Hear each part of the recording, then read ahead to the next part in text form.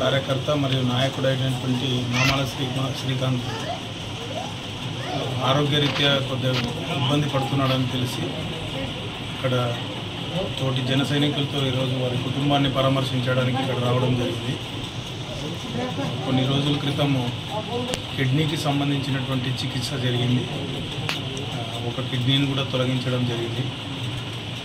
యాక్చువల్గా ఇది చాలా బాధాకరమైనటువంటి విషయం. ఎందుకంటే ఎప్పటికీ జనసేన పార్టీ సిద్ధాంతాల కోసం గత కొన్నేళ్లుగా పార్టీలో క్రియాశీలకంగా పనిచేసినటువంటి వ్యక్తి ఇటువంటి చికిత్స జరగడము, అలాగే ఆ కుటుంబాన్ని పరామర్శించి ఆ కుటుంబ పరిస్థితులు ఈరోజు తెలుసుకోవడం జరిగింది. తప్పకుండా ఆదోని నియోజకవర్గ జనసేన పార్టీ కూడా వారి కుటుంబానికి అండగా ఉంటుందని ఒక ధైర్యాన్ని ఇవ్వడానికి, ఒక భరోసాని ఇవ్వడానికి ఇక్కడ రావడం జరిగింది. అలాగే శ్రీకాంత్ కూడా త్వరగా కోలుకొని మన మధ్యలో ఆ భగవంతుని దయ వల్ల తిరిగి మరీ జనసేన పార్టీ సిద్ధాంతాల కోసం పనిచేస్తాడని ఆశిస్తున్నాము.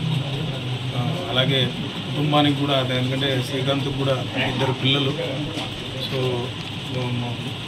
మధ్యతరగతి పేద కుటుంబానికి చెందినటువంటి శ్రీకాంత్కి కూడా జనసేన పార్టీ అండగా ఉంటూ తప్పకుండా మా వంతుగా కూడా వారి కుటుంబానికి ఆర్థికంగా తోడుగా ఉంటామని కూడా ఒక ధైర్యాన్ని కల్పించడానికి ఇక్కడ రావడం జరిగింది.